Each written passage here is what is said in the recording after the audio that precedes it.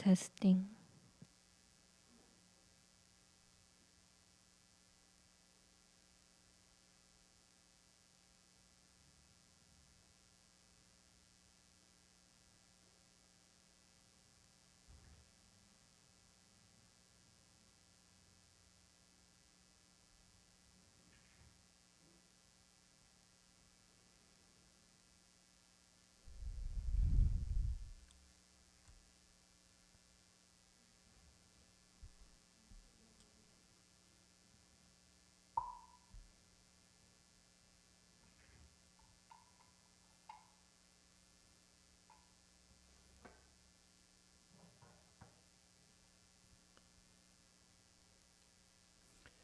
Hello everyone, good to see you again. And welcome to our chant class for Asia. What shall we talk about today? Okay, you old-timers, most of you old-timers, you're Asians, therefore let's talk about Asian things. I don't know what Asian things. I'm one of the least Asian master there is. Let's see. When you learn chant from the Chinese traditional chant, what are you learning? The Chinese chant that I noticed, they teach about this one thing. Anyone knows? You Asians, you've been learning Asian meditation. So anyone, what do you think? The Asian, what have they been teaching their own kinds, which makes them superior to the Europeans, to the Americans, to everyone. Because this is chant. What is it? Anyone? Can we hear from Taiwan, from Korea, from Vietnam, from China? Let's not forget China. 4. Looking at yourself. Looking at yourself. No. Actually, that's a good point. A lot of chant teachers don't teach you to look at yourselves. Most chant teachers, Chinese chant teachers, they don't teach you that. It's not fundamental chant. This is only Master YongHua and Yangshan lineage where we bring it up in the next level. When you look at yourself, for example, why do you quit?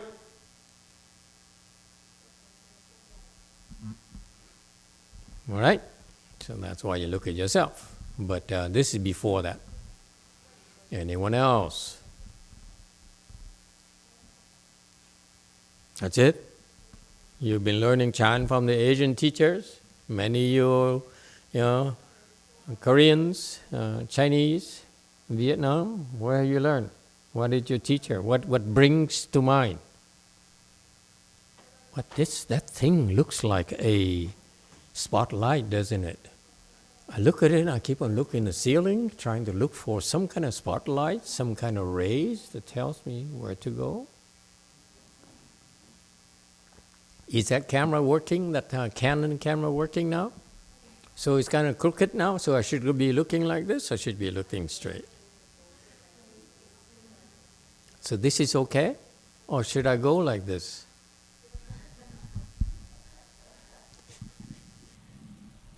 Okay, I go like this, just for the heck of it. Hello. Anyone? What? Really? You really don't know what the Chinese chant masters have been teaching you? Huh? What do they teach? Yes, 7. You're not Chinese, but it's okay. Go ahead, 7. Amitabha Master.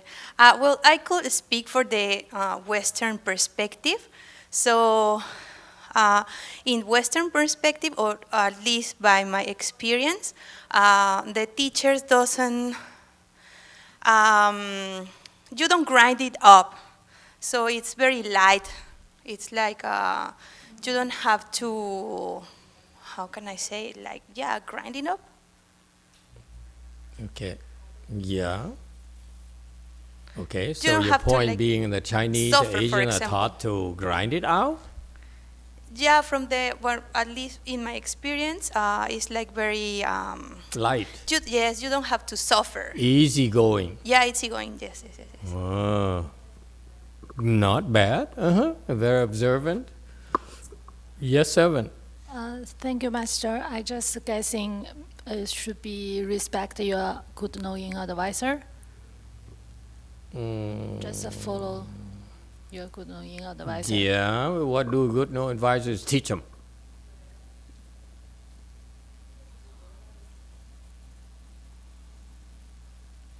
Okay, looks like you've given up. People online are kind of relaxed. And Master will give you the answer anyway, so I work hard. Yes, Jane. Thank you, Master. We didn't hear your question because you were muted before. Sorry. We were muted before? Right. What was my question? What do traditional Chan masters teach you? What is Chan about? Why do you have a Chan Chi? Why do you go to a Chan class?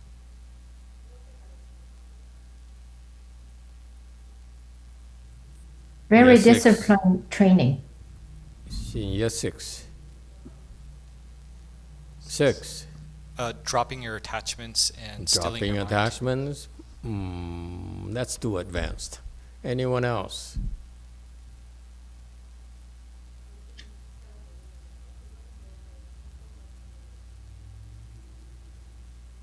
No one? See, I always pose a riddle and everyone. See, and you think you heard it all, right? The last 20 years I've been teaching Chan every single weekend practically. And you haven't heard this. You heard this before, you just don't know. Okay? Here.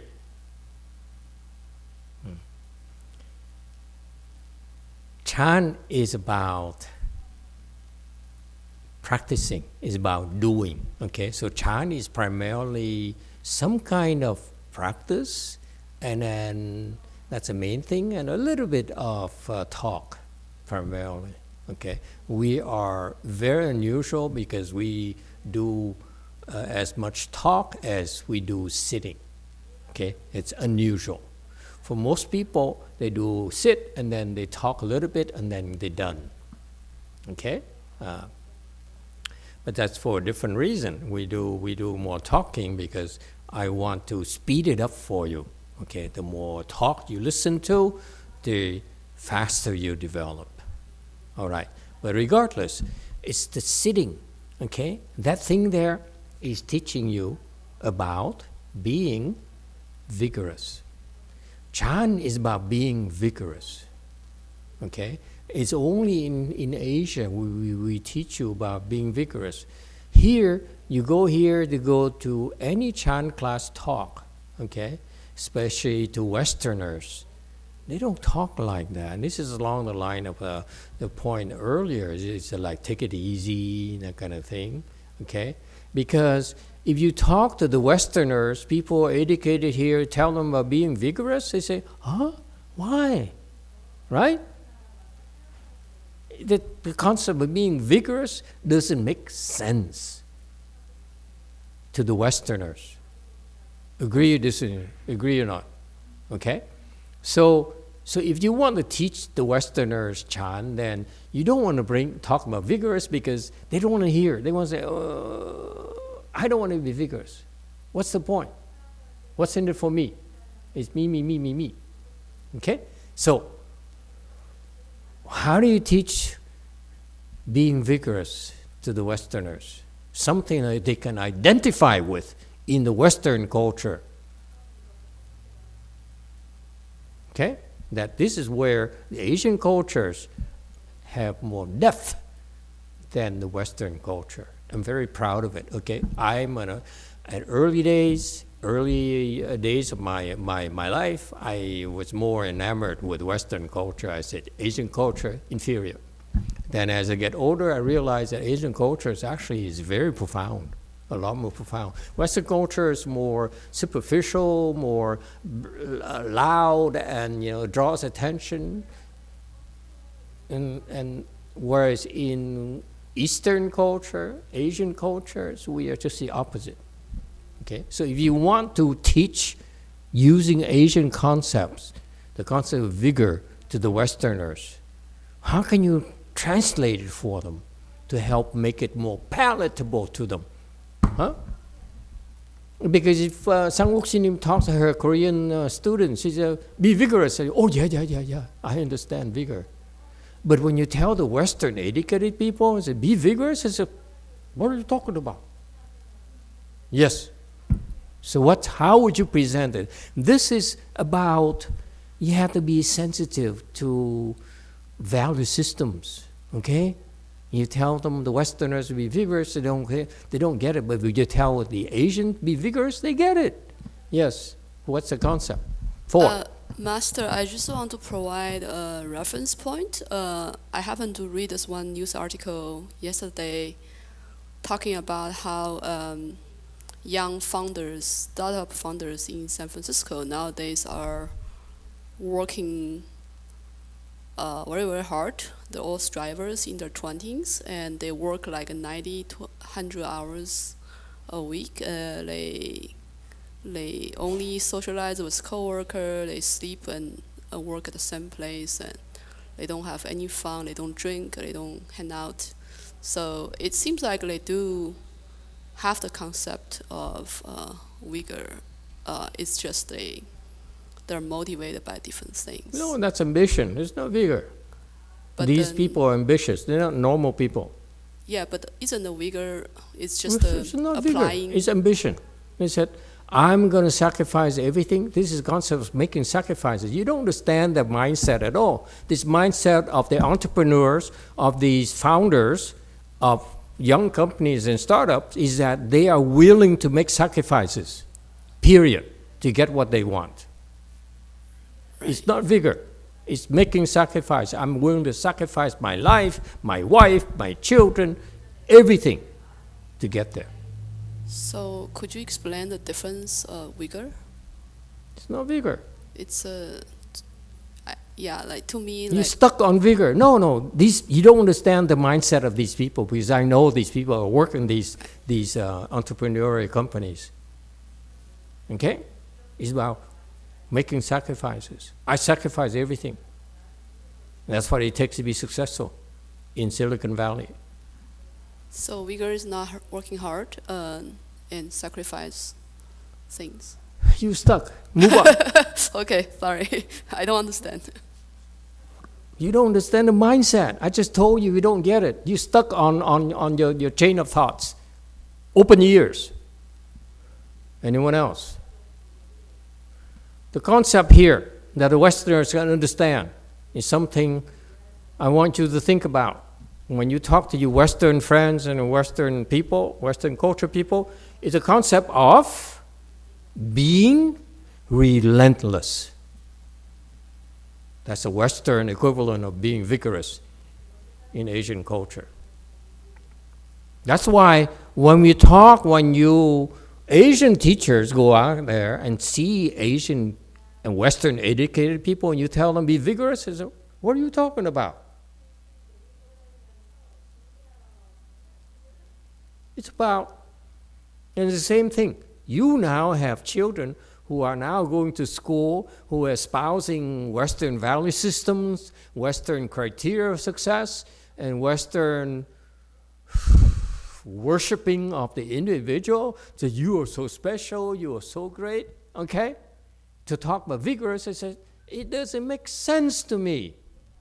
This is where you need to understand Western culture versus Eastern culture. You need to put a bridge between them for Chan to be successful, for Mahayana to be successful. Okay? He has to be able to connect to the Western educated people, which is your children. That's the young people nowadays. They are, even you go to Korea, you go to China and everything, okay? A good chunk of the education values that they impart on the children is basically Western. No? I don't know. I don't go to Chinese high school. I don't go to Vietnam high school anymore. But that's my feeling. I look at all these people and say, you all Western values. There's no point in me telling you about vigorous. When I see people, Western educated people, I don't talk about vigor. Not at all. Okay? You're wasting your time. They don't get it. That you, Asian people, you have this part in your seats, in your treasure store of this concept of being vigorous. If your culture has Mahayana values at all, like a Chinese culture, Vietnam culture, Korean culture, Japanese culture, and so forth, okay? Because your emperors, because your kings use Buddhism to help them rule the countries. So that's why they, they have these, they're heavily influenced by the values, by Buddhist values. Okay? So Westerners, you have to talk to them about relentless, meaning that why should I be relentless? Okay? Your children, ask them to be vigorous. So, what are you talking about? But this is the point: is that if they want something, okay, then they're willing to be vigorous, meaning you don't stop. Yeah, 4. And is this understanding correct? So it sounds like the relentless is not just about working hard or in terms of like effort, but more about not quitting, not like stopping, being persistent. That's what relentless means. Relentless means you don't quit.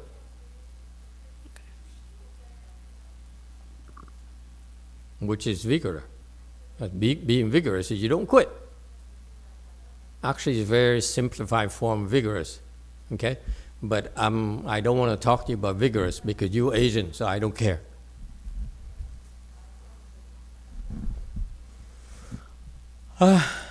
Any questions and comments?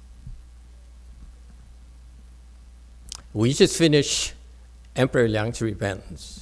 And I'm told today at lunch that a lot of people participated at all the branches we have, which is very impressive. Okay? And apparently, a lot of people participated because they liked it. Yes, Jane?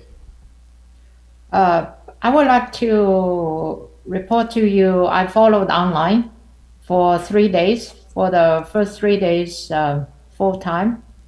And I took it very seriously and I wear the sash robe. And 3 days later, I felt myself much lighter. And there was something lifted up. So thank you for organizing this. Okay, well, you're welcome. It's a lot of work for our people, and I have to thank them. I really didn't do much for it. I'm very proud of the fact they worked so hard. But here's my point.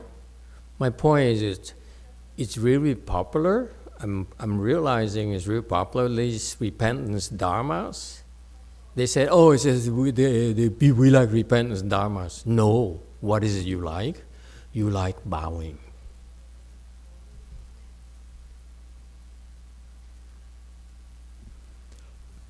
What does it have to do with Chan? Everything. The Chan we're teaching you is not simply crossing your legs and and meditation. Okay, it's also bowing, because the process, the Dharma about bowing. Why do I bring it up? I bring it up is because if you meditate, and some days when you're so agitated inside, Okay, and in no way your mind can calm down. Okay, instead of giving up, this is part of being vigorous. Instead of quitting. Okay, you can. This is. I want you to make it official in all our chant classes. Instead of quitting, okay, you can stand up and quietly go to a corner and start bowing, quietly. Okay, and you bow and you bow, and the bowing here I'm teaching you is a slow bowing, not like the way I learned at my Chinese teacher's temple. They just told you to bow. That's baloney. I want to speed up your bowing skills by bowing slowly. Okay? We can teach you how to bow. There's a bowing there, that process there is very slow. Not Korean either. Korean, they bow too fast as well. I don't like it. When you bow, bow very slow and silently. Okay? Instead of quitting, instead of, because you quit because you agitated, you afflicted, okay? And instead of cutting it off, you committed a time already. There's nothing wrong with you going to the corner somewhere, okay? In the Buddha hall, you don't have to leave, and bow quietly. Okay? Even when you're listening to a Dharma talk here and you can't cross your legs anymore, say, oh, this is too much, you can go to the corner and you bow. As you're bowing, you still are listening to the Dharma talk. It's perfectly okay. Okay? That's part of the chant practice. Bowing is part of the chant practice. And the point here is, number one, bow slowly. And number two, 4 stretches of time. Don't bow for 5-10 minutes and expect to see some results. The reason Emperor Liang's repentance, a lot of people like it because they bow for extended periods of time. Okay? So you bow for an hour or so, approximately. Don't bow for 5 minutes and expect good things to happen. You bow, it just has good effects on you as sitting. Number one. Number two, in the future, when your skills are fully developed, then you'll be able to, when you're agitated, you're afflicted, you can simply cross your legs, because that's part of the chant skills. Bowing is also part of chant skills. You're developing that. That's why as you bow, during the chant commitment, you commit to doing some chant practices. Bowing is part of a chant training as well. When you do that, eventually in the future, you have some real chant skills that you can simply squash your affliction very quickly. Depending on your skill level, the more skilled you are, the quicker you will be able to squash any and all afflictions.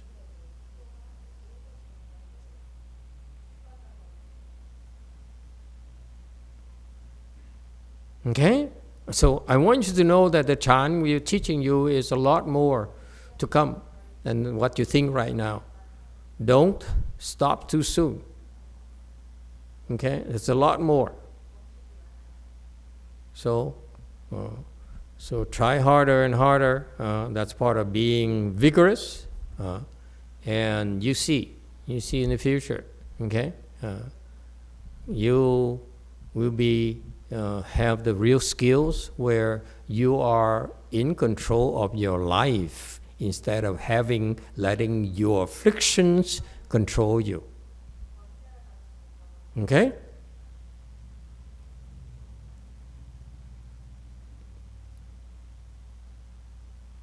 All right?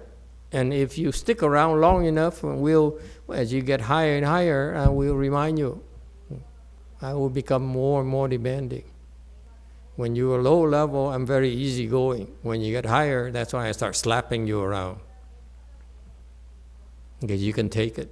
Low level people, I'm nice to them, very sweet, tender, because they can't take it. I'm too rough, they run away. But when you get higher, that's going to become tougher and tougher, more demanding. Okay? Yeah. All right. Any questions and comments? Okay, hey, I'm making a promise to you. I don't force myself to talk to you at all. When I run out of things, I stand up and quit. I don't need to be vigorous. Remember, you are the student. You are the one who has to be vigorous. I don't have to be vigorous. So if I run out of things to talk about, I will quit. Questions and comments? Okay. If you don't have a question and comments, today, very quiet. Show the state to others. Yes, 4. I didn't get a chance to talk about this last week, but I would like to repent for being arrogant. So I've been arrogant towards people in the temple, at work, at home, and I think I'm smarter or know more. And I apologize to people who I offended. I don't think I've fixed the problem yet, but I will try harder.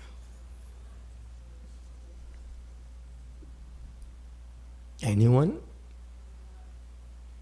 Yes, go ahead. The lady who keeps on appearing and disappearing.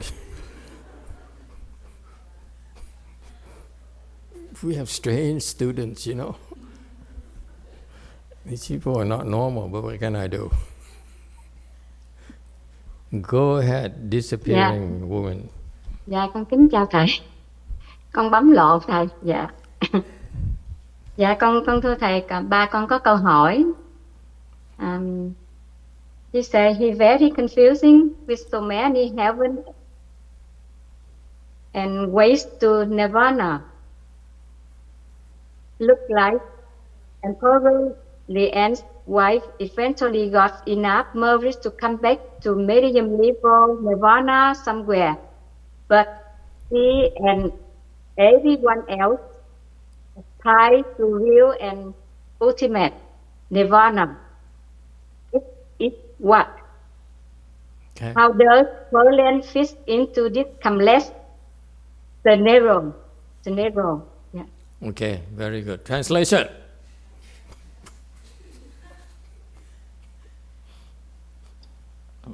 Hello, Master. I could not hear her English completely. I apologize for it. Okay. Anyone else who can help out?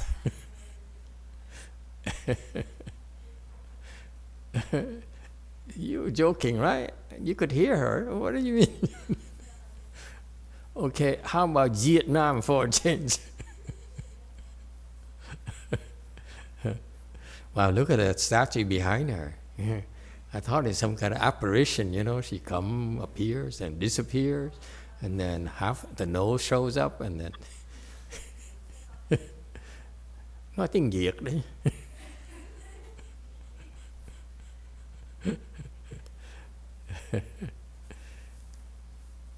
Con không biết dịch sao nữa.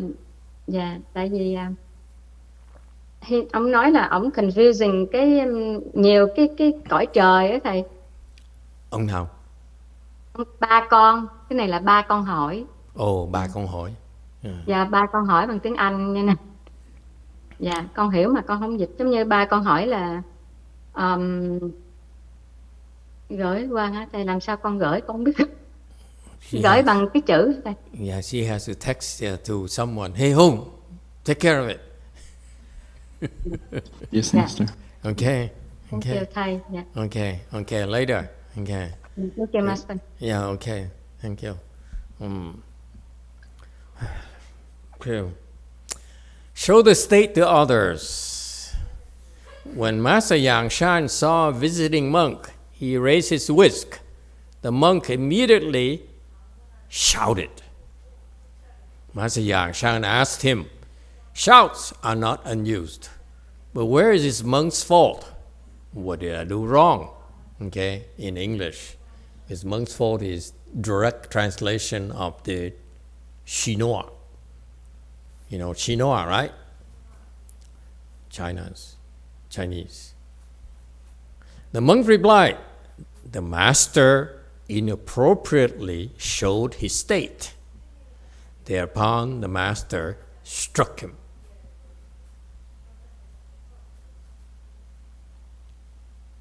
Got that? Okay. So, tradition, Chinese tradition, superior tradition. You learn Chan when you have some real skills. This is when you should be looking for instructions from a good knowing advisor. And this is a superior Mahayana Chan tradition that the Chinese taught us. Okay? Naturally, this is one of the best things you do if you learn meditation and you reach a certain level. You will realize that you're stuck. And this is when Chan Master said, no, I will not accept this. Okay? So they would then search and look for a well-known Chan Master to go and seek for instructions. So this is very, very important tradition in Chinese Chan, and that we can use as well, okay, nowadays, because it doesn't matter who you are, no matter what you practice, and you find yourself stuck and unable to make progress anymore, this is when you make the effort. You have to make the effort, okay? By the way, okay, making the effort, what does it mean? This is this is a Chan tradition. You travel, okay?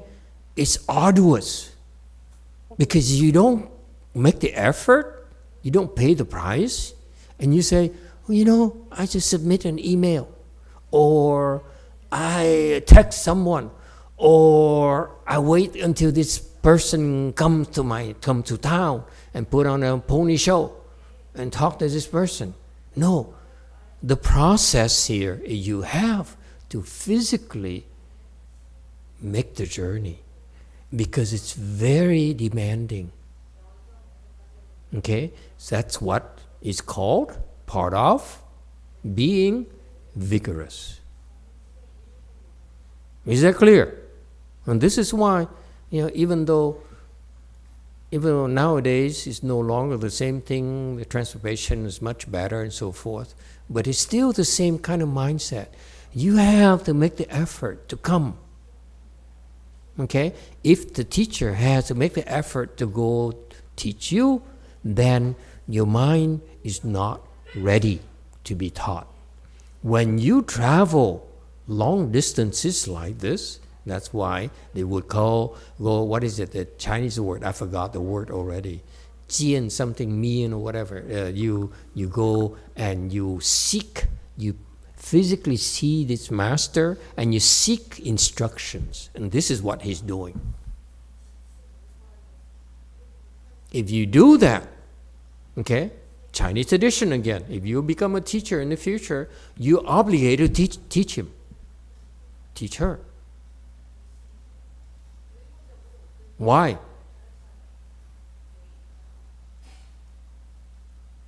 He can absorb. If he makes the effort to come, okay, now he has a better chance to absorb your teachings. But he says, I don't know, I come when I'm ready, come when I feel like when it's convenient. Then your mind is not ready yet. That's why the teacher can look at you and say, no, I'm not going to teach you. Okay? The teachers, the Chan teachers are very, very sharp. They look at you first. So the mere fact that if you make the effort and work like that, travel long distances, usually, quite often you're ready. Because it's not the same nowadays. I want to make sure you understand the subtleties. Back there in China, long distances. They go from teacher to teacher and teacher, because you cannot never know for sure. You only hear, oh, there's a master here in the southern part of China, western part of China, northern part of China, and so forth. And you travel, that's all. You go, and hopefully by traveling like this, maybe one day you run to someone who's willing to teach you. Okay?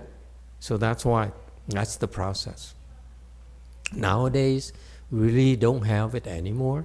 Okay, but still the mindset there, I want you to be aware of, is you need to make the effort.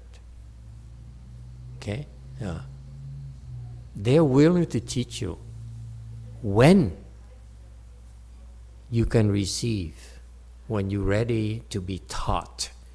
Don't think this is contrary to the Western values where you pay and the teacher now owes you, is obligated to teach you.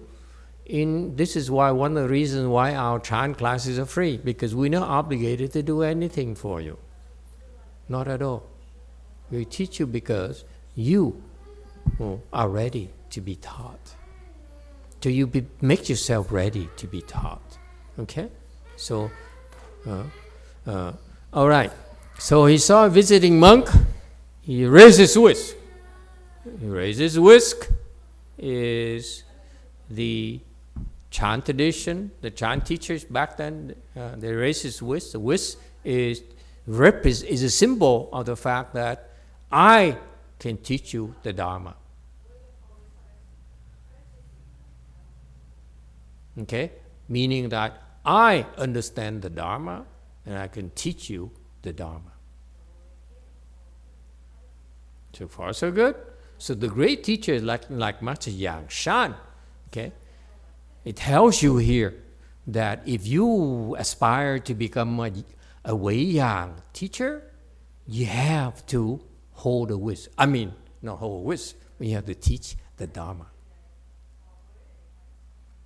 Standards, folks. I want you to point out to you the Wei-Yang standards. Okay? You obligated to teach the Dharma if you call yourself a Wei-Yang master. Meaning that you have to offer the Dharma to your students. You don't just say, this is so and so. You need, it has to be you giving the Dharma. Then you're a Wei-Yang teacher. Okay? I'm only pointing out to you the standards of Master Wei-Shan, Master Yangshan set for our school. It's up to you. Okay? Yeah. But there's nothing wrong. If you're not there, you can simply say, this is what Master Yangshan taught, this is Master Wei-Shan taught, this is what Master YongHua taught, and so forth. Nothing wrong with that. But then it also tells you that you're not quite there yet, because you still need to quote someone else, meaning you really cannot see what the student really needs. You see that? That's a standard for Master Yangshan. Master Wei-Shan, he says, I hold this whisk, okay? I don't have a whisk here. Hold this whisk here, I can give you the Dharma, which is a reward for this guy who made such a long trip to come and pay a visit and said, yes, I can give you the Dharma. Rest assured that yes, I have Dharma to give you. Got that? This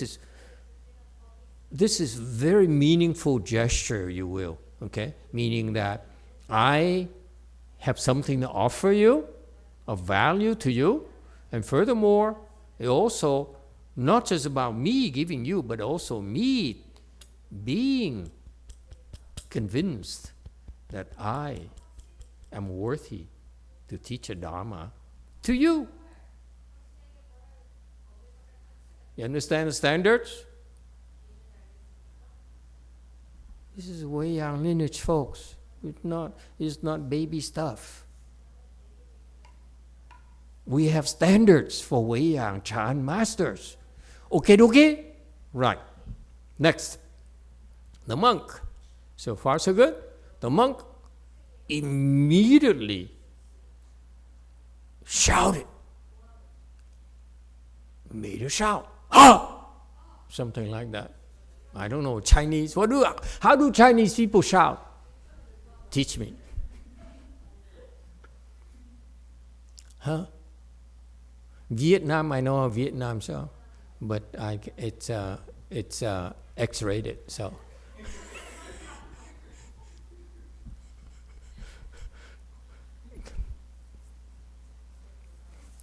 Okay? So he shouted, hey! Something like that, okay? And again, Asian people, please help me out when you feel like it, okay?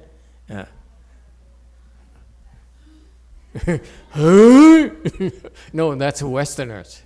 It's like the Incredible Hulk or Arnold Schwarzenegger. Yes, Professor Jane. What? That's the shout. You startled me. What? One more time. I can't do that. Okay, she's too good. Okay, so he shouted. Okay, why? Why shouting? Because the shouting is unexpected. So usually, if you're a fake Chan master, you look. Did you just shout at me? Okay, so that's why the monk shouted at him. Okay, and what did Master Yangshan? Master Yangshan, of course, jumped, right? No? What? The Chinese people here, they said, no, Master YongHua is full of it. He doesn't know what he's talking about. You're right. Okay? So, he says, Master Yangshan asked him, meaning Master Yangshan didn't even notice. The guy shouted. Got that? See, when I shouted to XX, okay? She would not move, or if I shouted at what's her name? XW, okay, then she would shrink a little. You can notice, if you shout at her, you notice that XW would like sit a little bit lower. Okay, it's very subtle. And XF, if I shouted at her, what would she do? Why are you so mean to me? Okay. Anyway, so Master Yangshan was unperturbed. Okay. You see, this is a Chan master. That's why he doesn't have. Don't have to describe to him. Everything he does is from. It's so clear. It's crystal clear. So Master Yangshan was unimpressed and asked him very, very calmly. Okay. Calmly, if you put down Master Yangshan, calmly ask him, wouldn't that be better?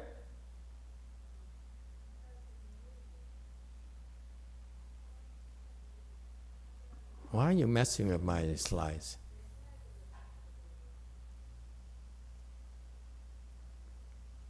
Who did this to me?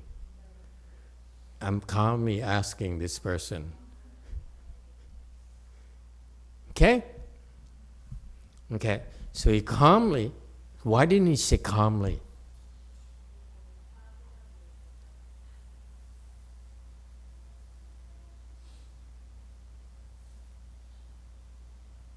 Huh? Why didn't he say calmly ask him?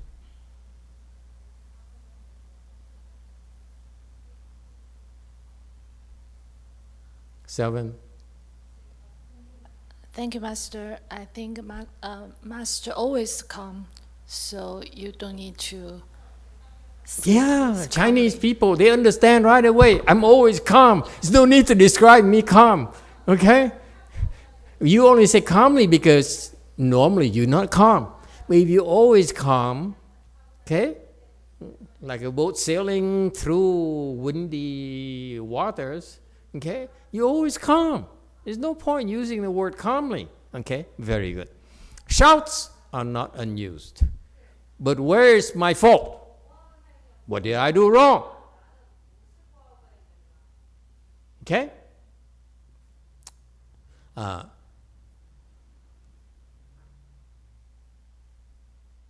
What does it tell you? A teacher always, this is very important, folks. Some students pay attention, please. This is way young, and you don't have it, okay?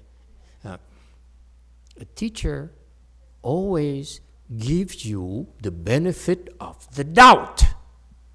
He says, what did I do wrong? You shouted at me. You came from so far away, okay? And to shout at me because we didn't say anything. See the prior slide, okay? The guy came in, bowed to him, say hello, and bow, whatever. And then Master Yangshan never said anything. He didn't say, hello, how are you? Are you tired? Would like a cup of coffee? No. He just raised his voice. And this guy shouted at him, okay? Master Yangshan, okay, then responded. He says, what did I do wrong? Okay? I understand the shouts are necessary, but what did I do wrong? Why did you shout at me? Reasonable. Yeah? Meaning what? Very important. It's very subtle. You don't assume. He said, you don't assume that he's here to learn from you. Okay? He may be coming, like if in China in particular, there in the old time there's some layman pang who walks around and shouts at people, and he tries to teach all the monks and nuns. And I always chuckle at that. The Chinese, the lay people are so impressed. The layman pang says, "This is a bodhisattva in the flesh," and so he's teaching monks and he's teaching other people and helping monks and other people.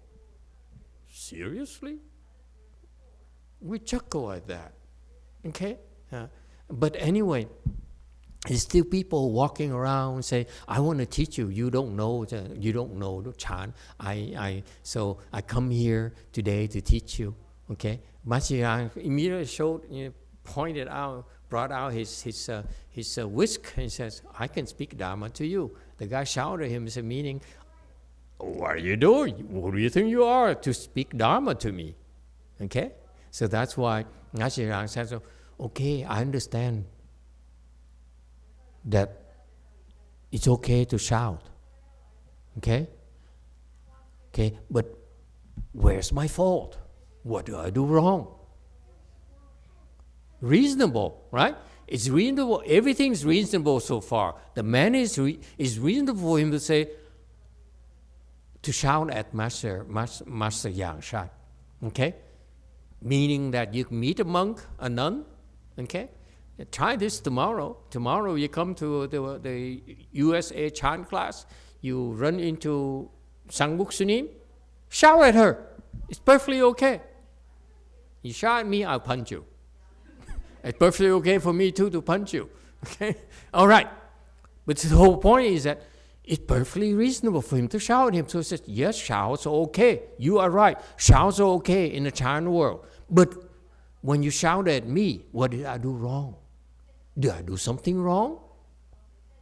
Did I do something wrong? So this is the mindset of a teacher again. I will never assume that I'm going to teach you. I will always assume that you have something to teach me. That's very important, folks. This is what differentiates. Okay, you differentiate people from the real Chan teachers. The real Chan teachers always look at you as someone they can learn from. By the way, it doesn't matter. You're crying, you're laughing. They look at you. Oh, I can learn from this crybaby.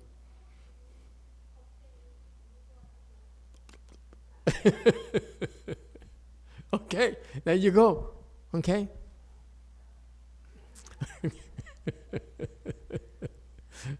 Be yourself. This is what this is about. Chan is be yourself. No one will judge you. Okay? So, shouts are acceptable here. Okay? It's okay to shout here at my temple, Master Yangshan says. But by the way, where's my fault? What did I do wrong that made you shout at me? Okay? Did I do something wrong? All right? Did I raise it too high? Too slow? Okay? You see, so far it's very reasonable. Okay? This is perfectly acceptable behavior. So far, so good. You see, this is what the Chan teachers, the Chan students are special breeds. They are doing things that really that ordinary people would not even dream of doing. Okay? Because they have their own very special world. Monk replied, you inappropriately show your state to me. Okay? You show your state to me, or you show your state to others.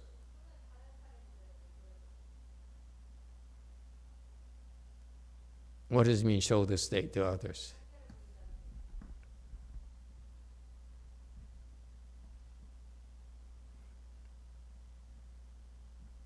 You see, this is what happens. It's not, this is kind of coarse, but the Chan students, they meditate for a long, long time in the mountains, in the valleys by themselves. So they build up all this chi here. Okay. And so they come and see a master, and they shout him, so all the chi comes out. It's very scary, trust me. It's very, very unnerving. All that chi comes out. Okay? And you forget about crying, I assure you.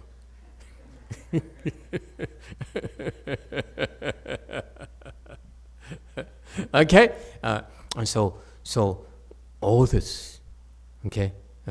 This it is perfectly okay in a China world for you to do that. Okay, it's very fascinating. Let me tell you, it's a different world. These people, okay, but the monk says, I shouted at you because it's inappropriate for you to show your state to others, meaning including me. You should not show your state to me. And thereupon, Master Yangshan struck him, okay? Turned this whisk around. You can imagine this whisk like this, okay? He turned around, okay? You silly China monk. Okay? And that's the end of the anecdote. What's the point? The point here is that he says the master inappropriately showed his state.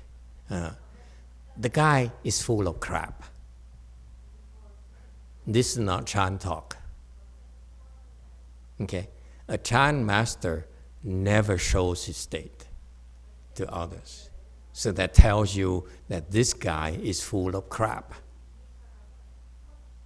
Okay? The Chan masters never show their states, first of all.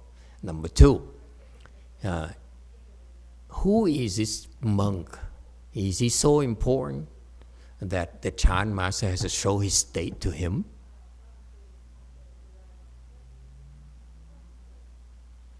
Okay? What is it? What is he bringing? A suitcase full of dólares? Huh? What are you bringing? Why should I show my state to you?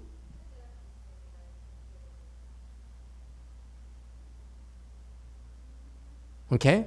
Furthermore, if he says, I'm better than you, so you show the state, I'm better than you, that's inappropriate, okay? Then why should he show that he's better than this guy? Okay? If this monk here, on the other hand, is a higher level of Master Yangshan, and Master Yangshan inappropriately show his state to him, would he shout at Master Yangshan?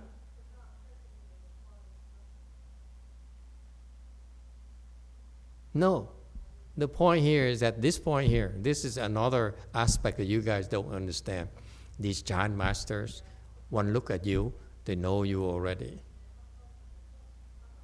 where you are. Okay? And so this guy here did not know where Master Yangshan was. That's why he shouted at Master Yangshan. Because this is what the low-level Chan masters, like that's what they do. They poke at you. Okay? And my entire life, by the way, when I was wandering around from temple to temple, okay, that's what they did. They poke at you. You go to a restaurant, you walk into a monk, they usually poke at you to see how you react. So this guy shouted at you. Okay? It's like stabbing at you. Okay?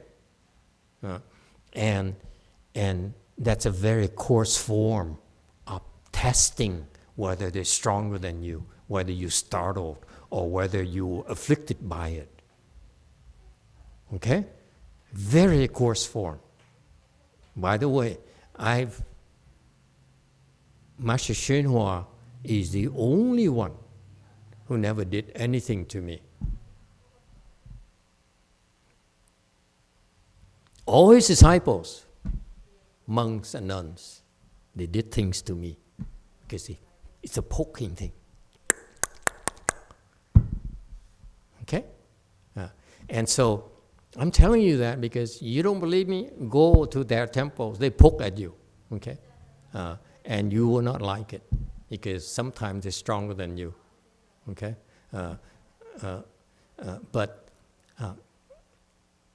But what they do is that they poke at you, they shout at you, that this guy here, okay? So he says, oh, so Master Yangshan says, shout is okay, it's poking is okay, okay? In a Chan temple, they poke at you. But that's for low-level people. Okay? So the course students, the course people, they need to do something. They poke at you, they shout at you, and so forth. And that's how they function. The master here, as a master, he doesn't do anything to you. He looks at you, he knows already. Okay? And so he's waiting for you. How should I teach you? Okay? So he accords the condition. This guy, he says, he's BS. Okay? This monk here, he came to the Master Yangshan, and Master Yangshan, okay, yeah, I can speak Dharma to you. Okay? And he shouted at him to poke. It's a poking. It's a poke. It's a stabbing, okay? And Master Yangshan didn't move, so Master Yangshan humored him and says, shouts are okay here. It's okay to shout in a Chan world. Well, what did I do wrong to get you to shout at me? Meaning that you're simply poking at me, or you have something that, can you tell me what I did wrong? Okay? Or simply you poking at me, okay? Reasonable question. That's why when the guy says, are you inappropriate to show your state? This is total BS. The guy doesn't know. He has no wisdom. He has no real skills. Okay? And it says, show this state to others, which is total nonsense. Okay? He never been really practiced himself. He never had a real good teacher, so that's why his BS is as inappropriate showed his state to others. Okay, at Master Yangshan level, he doesn't need to show his state. Why? Why not? Because it's about teaching you. It's not about showing himself so that he gets more veneration, more donation, more fame. No, it's never about him. He never has to show his state. It's all about you. Always about you. Okay? So that's why this monk is total BS. He inappropriately show his state to others, which is total BS. Okay? The enlightened sages never show their state. Never, ever. All right? So that's why the master struck him. Okay? And when he struck him, that guy is frightened, and he left. He didn't say it, but this is how in a way, in school, when we don't like you, we do things to encourage you to leave. And I assure you, after this, the guy left, thinking that he's better than Master Yangshan. He's disappointed Master Yangshan didn't measure up to his expectation, because he then convinced himself that Master Yangshan inappropriately showed his state to others. Okay? This guy does not deserve to be taught. And so this is very kindness. The case here, it says the master struck him and stopped there because he's done teaching this guy. He doesn't care if he stays or leaves. He will not show him out because you travel long distances. I will give you the chance to stay here and rest and so forth. But eventually you leave because we ignore you. Okay? Don't think that we are obligated to teach you. Not at all. You be taught when you deserve to. Yes, Evan. Thank you, Master. So the monk was like lying to the master because the master Yangshan never showed his state. So he was just like, this is a lie? No, it's not a lie. It's pitiful. There are people there who become monks, practice, and want to learn Chan, believe in practicing Chan, to the point where they travel long distances to seek instruction, Chan instructions. They're still doing it. They're still full of BS. And this is what the anecdote is about. If you are practicing Chan, you want to seek real instruction from a bona fide Chan master, enlightened Chan master, you have to be true to yourself. You don't BS with the master and expect to be taught. Okay? I don't care. It's not about you telling yourself, I did nothing wrong. It's about a Chan master look at you and says, you're full of crap. I don't waste my time talking to you. So, good luck to you. Okay? Thank you for coming. Good luck to you.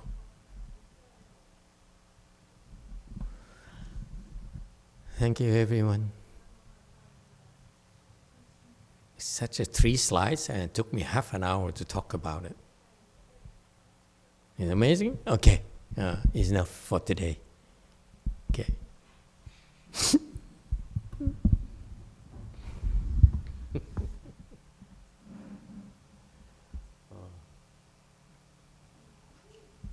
Yeah. You don't ask why. You just endure it. And we have to endure you as well.